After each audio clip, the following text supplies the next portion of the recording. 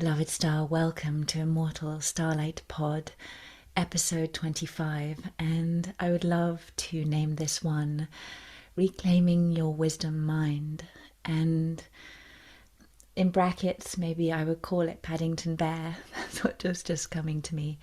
And that is partly because I found myself sitting on the Paddington Bear bench at Paddington Station about a week ago, and it was a journey up to London to be with my mum and sister. And I invited them to come to the Chelsea Flower Show for us all to go together to this show of flowers and gardens and the design of the flowers in these beautiful spaces, and to the heart of London, which is where I grew up and until I was about 7 years old.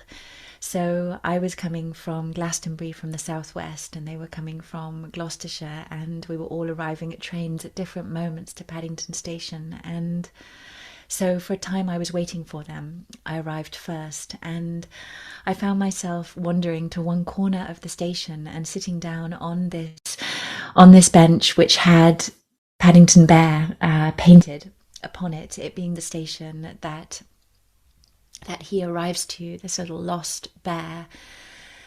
And as I sat there, I felt the waves of the more recent story of Harry Potter and that platform 9 3/4, and the idea of going through on your train to your magical school, and the layers of the magic of train stations, the beautiful stone floors and the arching white architecture of the ceilings, and the magic of the trains coming in and out. And I can't help but feel trains, and those old train stations especially, I mean the little countryside ones in England, but also the great ones of London and the cities and the towns, have this interdimensional magic, an incredible passage and meeting place between worlds where you do feel the portals open, a concurrence, a flow of timelines moving past and through one another. And it was a great transition moment, and I felt this moment opening up as though I remembered going on a train to my boarding school from there. I could feel this echo or this memory of this little girl sitting on this bench. And then I thought to myself, but I never went to school by train, and so that I must be making up that memory. That must be coming from, movies or Paddington Bear. It's not my own.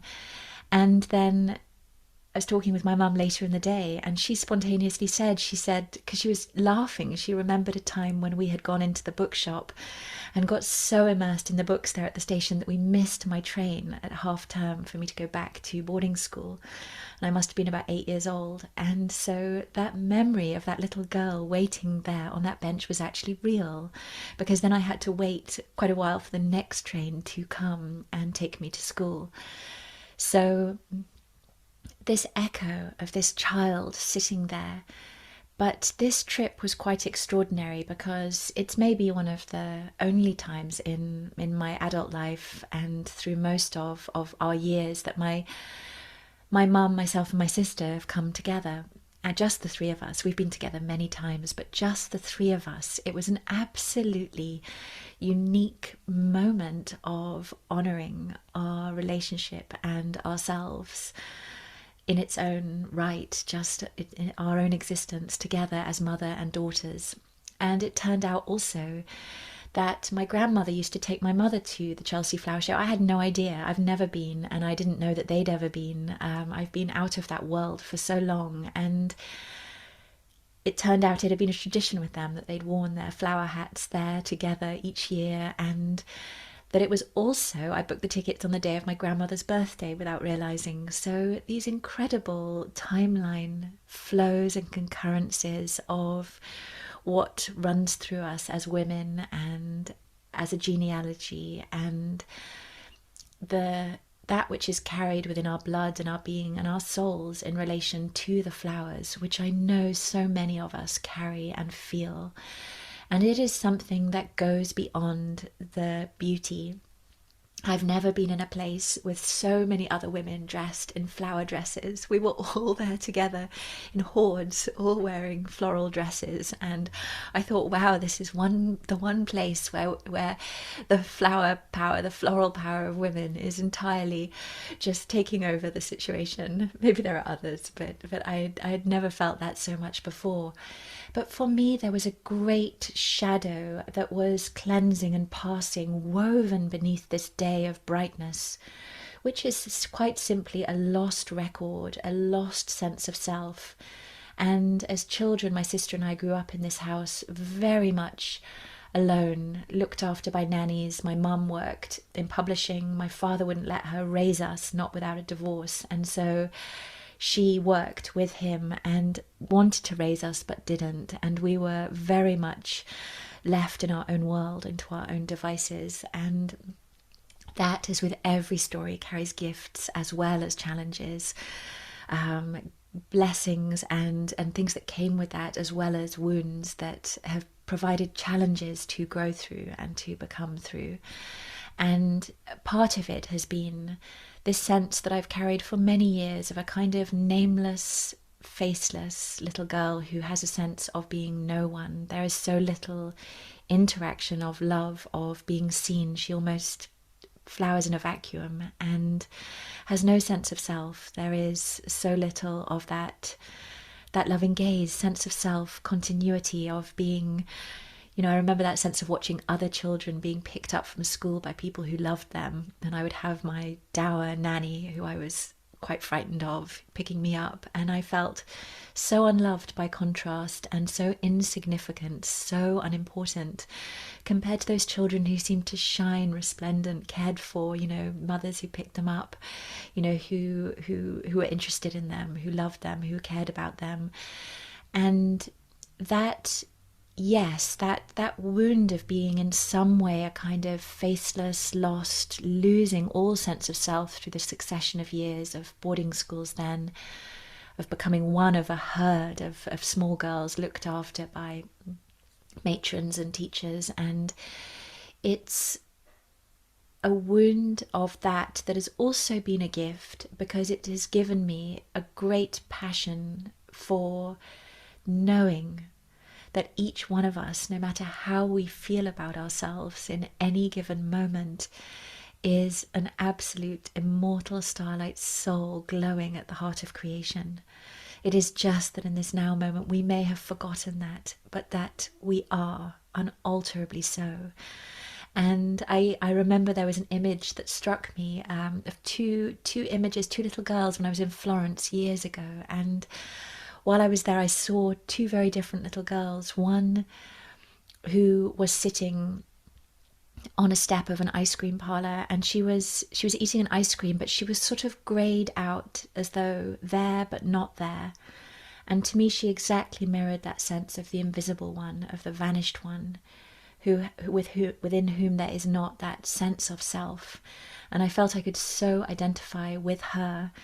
And then I saw this other little girl who was literally, she was glowing, she was resplendent with her mother and surrounded by a group of women who loved her, who saw her, and her brightness, precocious, shining, able to express who she is and feel that she had a value in this world. And I felt the contrast and how my identification with the former has been such a part of my journey, and to learn to remember the light of love that I am, to come into being, to choose to exist from within the love that I am, from within the core of self, and not to vanish, which becomes like a default when you've been used to it and when you've grown in it, and when it's become, as I think for so many, a way of being, that it becomes default, and you're not used to walking clad in the light and the love of that which you are, walking in that as your way of being present in this world. And so for me, it's been a long journey of letting go, but of that vanished one, and But in this journey to London, it felt too that working with the kind of collective really of that through the genealogy, the vanished story of grandmother to mother to daughter, and feeling another timeline seeding itself, which has been implicit in a sense. It has been continuous, always held there in the light that has run through us in whatever has been, because there is always continuum of the light woven through all, and it has been there, cadenced through my grandmother's love of her garden, gathering each of us every year for Christmases, for Easters, Easter egg hunts in her garden amongst the flowers. And while much has been lost, as with so many lines, so many genealogies, the continuity of who we are and that light of self shining, that beacon carried one to another, there is always that which has been carried forth, which is present. And that's why I think it's so beautiful to honour always our ancestry and what we've been given, what has flowed through us, even as we acknowledge the wounds, the shadows, and that which needs healing, transmuting, cleansing. And so yes, but that within our genealogy of that absence, and my mother telling stories, her father, she was the oldest child, her father longed for her to be a boy, and it was such a disappointment to him that she was a girl. And I felt implicit that underneath that for my mother too, maybe it would have been easier for her if we had been boys. It would have been easier for her to stand by, to honour, to feel proud that she'd had us, and to stand in the light of being our mother. I just intuited, although we didn't speak of that out loud, that was perhaps a part of the legacy. But all of this passing like a sort of dark shadow river flowing of the shadows, of the wounds, of the pain carried in our genealogy, but flowing away. We are in such a time of transfiguration, of profoundest alteration within the quantum field, redesign of the flows within which we walk. And I could feel, just like within that train station where the many flows of the train lines, the meetings of lovers, beloved, families, friends, transiting from one place to another, the archways white of the architecture of the space, the stone of the floors polished, glowing a kind of peach and sandy kind of colour. Such records within all, that so too we were reseeding a crystalline record of continuum, of that honouring of our lineage, of that which we are, wrought in the immortal starlight, that is undimmed, continuous. And what does this have to do? So that's the Paddington Bear part of the story. Paddington Bear is the little bear who's lost all, and coming from his homeland of Peru, and with his marmalade sandwiches and his hat, and taken on by the family. So again, that sense of that legacy of lost identity and lost self, lost light, the return, the great return, the reclamation of wisdom mind, of our wisdom self. For I feel that within that lostness of the honouring of the feminine line within our family, within the being able to come together to honour that in its own light, not to hold space for any others, husband, children, partner, beloved, grandparents, uncles, aunts, cousins, nephews, nieces, not for the holding of the space of the home, but just for the light of ourselves shining there, as an aspect of the confluence and the concordance, the coming together of the family that we are, then an aspecting of this as mothers, as daughters together.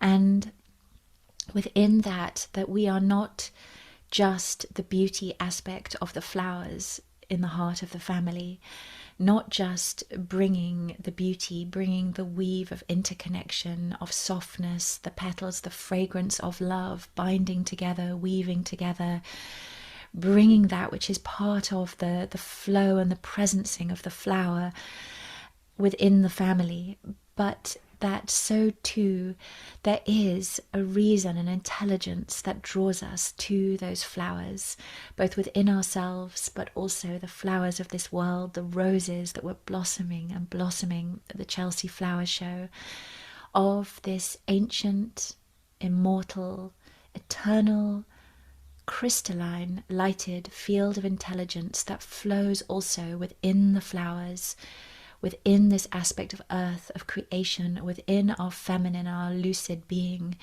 our lucid and our luminous being. And this was part of my passion with retrieving the record of the silver wheel and with the golden wheel both. I discovered that my way of wisdom mind was to listen within the essence of beauty, within the essence of the lighted intelligence of beauty within those fields, and allow its wisdom mind to speak through me. And I've spoken of this when I spoke of who is Gwenwyvar, of that wisdom mind within Gwenwyvar, within the golden, elven, feminine, Christed, crystalline light.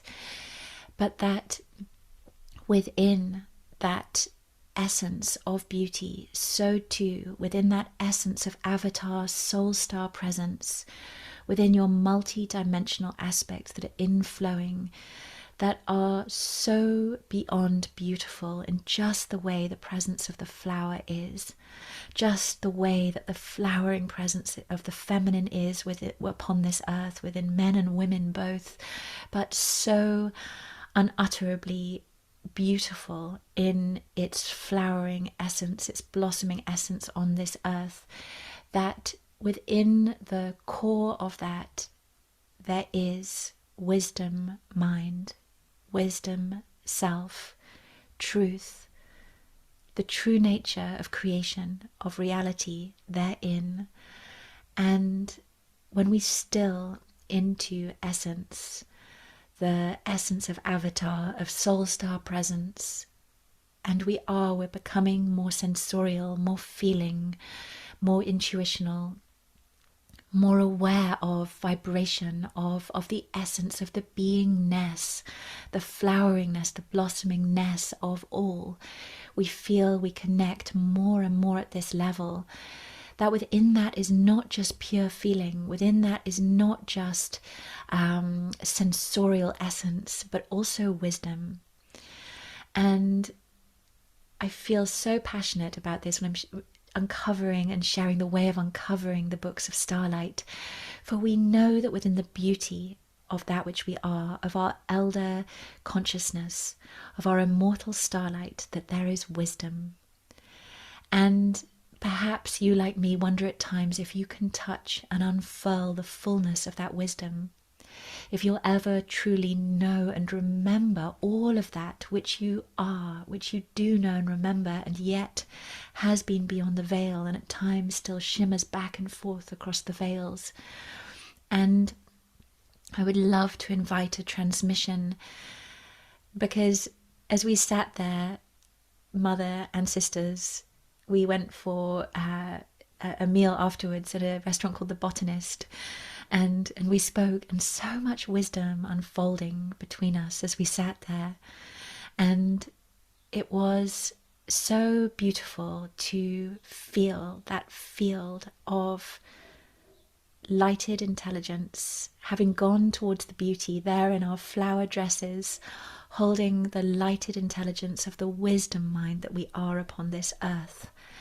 And the respect, the quality of respect, each one for our own wisdom, mind and intelligence.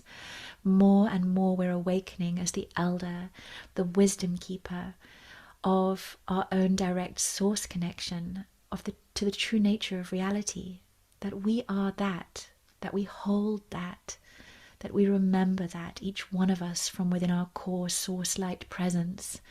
And while we might still have our teachers, our mentors, our elders who reflect that aspect of our being back to us, we are essentially in a process of reclaiming that luminous clarity, that wisdom mind within ourselves, because it is our natural condition. This is part of the illusion we are shedding, that the beauty of the feminine is separate from the wisdom of the masculine, that the clarity, the insight, the teaching is just held by our masculine self, that the beauty of the flowers, that the raising of the beauty of this world is somehow separate from wisdom and intelligence, that it might be ornamental, peripheral. For I believe that the return of the beauty of our world is inherent to the return of the wisdom and the intelligence of our world. They are not separate for a moment. And as we rise again, these sacred domains of beauty, of our home worlds, our homelands, we are returning the immortal starlight intelligence and wisdom of our worlds, of our lands, of the ones who we are. It flows more and more here. We make right decisions. We walk with wisdom, with grace, with balance. We know what needs to be done. We begin to configure our structures, our societal architectures, our architectures of self, of our lives, of how we walk with wisdom, with intelligence. This flows from within the space of the reclamation of the beauty of our home worlds, our homelands, ourselves. And I think I was going to say something there that disappeared along the way, but I'm good with what flowed through instead, so I'll stay with this. But I would love to come now through this pod where I'm headed like a meandering train through the countryside with its steam rising, is to come to the place where I offer an activation and a transmission of the wisdom mind of the one who you are. Yes, that was it. I was going to say, there's been this great illusion, yes, of the separation of beauty and wisdom, sure, but also that humanity is just not wise, that as human beings we're not wise. We are perennially prone to illusion, ignorance, confusion, that we become clouded, lost so easily, that we need leading by our great gurus and teachers in order to gain wisdom, in order to become wise, and maybe, just maybe, in 100,000 lifetimes we might get there. All of these stories, and there are more besides, but all of them come to the same energetic shadow of illusion, that we are not inherently clear, illumined and wise in our natural state, which we are, and our natural state is easily attained, is our most native resting position. And we are coming back to that native resting position, natural, lighted, illumined mind, each one of us, that I am of truth, of wisdom, that we are. We're coming home to that. Our nervous systems, our bodies, our beings settling back into this, and letting some of that far out immensity of the wisdom as star-seated ones returning, as elders, as lights of the dawn that we carry, being willing to own the far out light of the wisdom that we carry. And it may be pretty far out. I believe part of the signature of wisdom is that it's simple. If it's very, very complex, then I would question if it's wisdom. There we go. That's a belief there. But it can be far out, impossibly pure as it is, with such a quality of strength, clarity, far out purity that seems unworldly and yet is the most pragmatic. The most pragmatic we could possibly be is to be the unworldliness, if you like, and the purity of that wisdom now at this hour of the dawn. My father saying to me not long ago, and what was an amazing moment of recognition, he said, "You're the most ethereal of my children and yet the most practical." And I have come to discover that in my ethereal far outness, that is when I am at my most pragmatic, when the wisdom of that which I am is most applicable and makes the most genuine difference. Here has the greatest power of creation, of alteration, of becoming, and of bringing benevolence and benefit to all of those around me. And so being willing to be far out, but allowing, as far out and radical as that is, for the quality of simplicity and of clarity within that. So having evoked those qualities, I would love to now hold that direct activation, heart to heart and star to star, in this moment of your own wisdom, mind, of your own avatar and soul star presence for the dawn of the one who you are.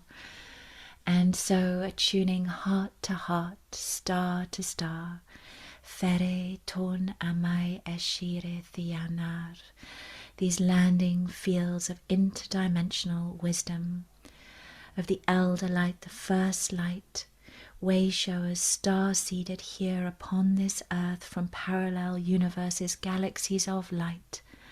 Thiri Thoratian, the wisdom mind of the one who you are. There ton an arathai, tor anya, of the true nature of reality. Kon ere thetian, iana, of the infinite, the eternal, the divine.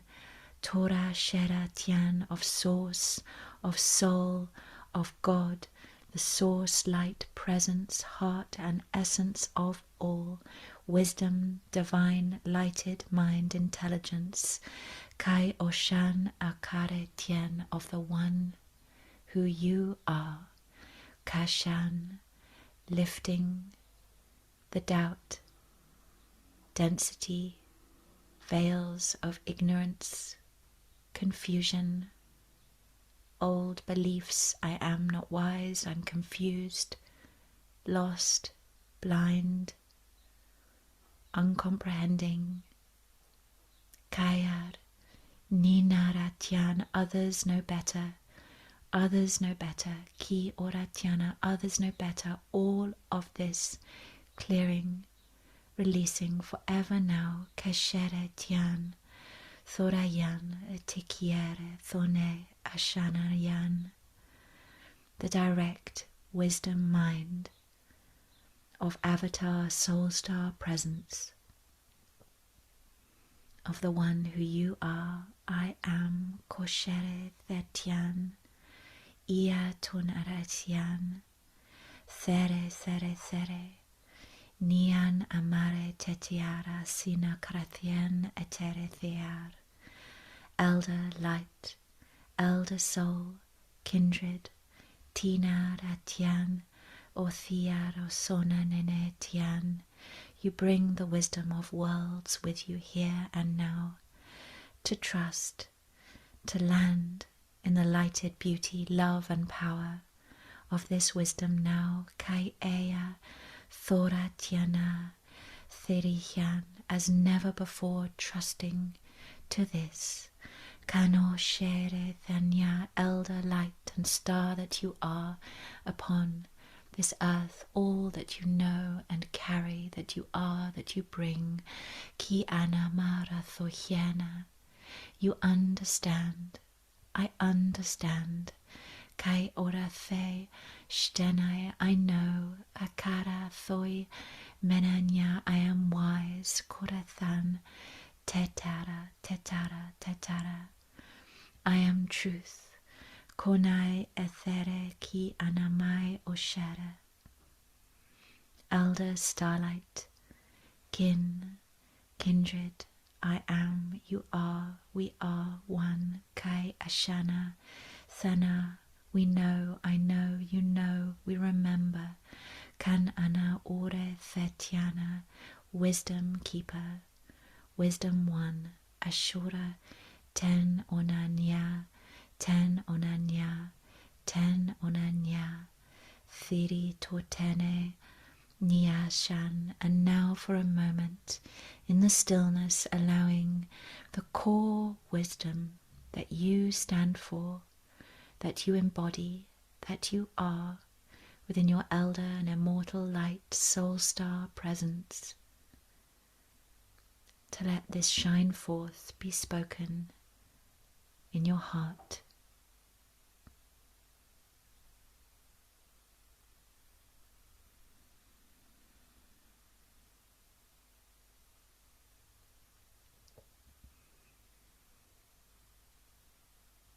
Nia nonatie, sorathianai, Mañana, receiving this in your heart. Niatan, gently bringing your awareness back here. Koretian. And so we are immortal, eternal, elder starlight souls, infinite beings. This is not our first rodeo, as they say. We bring so much, and it is time to stand in that wisdom light. When I received the glyphs of the silver wheel, when I received the glyphs of the golden wheel, the intensity of their radiance, of their diamond pure source light, of their wisdom and their beauty irradiated and shook and shone through me. We receive the beauty, the love of who we are, but also the intensity and the power of this lighted intelligence of that which we are. We become willing to shine in the intensity of that light that is also that diamond sword of truth that cuts through with love, that cuts through with truth, not veiling our knowing. When you know, be true. In every moment that you are true, that communication of that wisdom, of that truth, strengthens within, its flow strengthens. We are infinite, eternal, immortal starlight souls. This is not our first rodeo. We bring so much. Let the intensity also of this begin to alight and stay with you, shine through you, to cut through, to alter the living moment, to reveal. And by this you become this way shower, this leader, this light of the dawn for all those who you are touched by and who touch your life, who are touched by you. And that truly is the whole. For everything that we are ripples through the whole. So let us begin to let our wisdom as never before ripple through the whole of creation once more, as we are called to do. And so with this, so much love, blessings of Immortal Starlight Pod, episode 25, reclaiming our wisdom mind. So much love, and I will see you next time. Bye for now.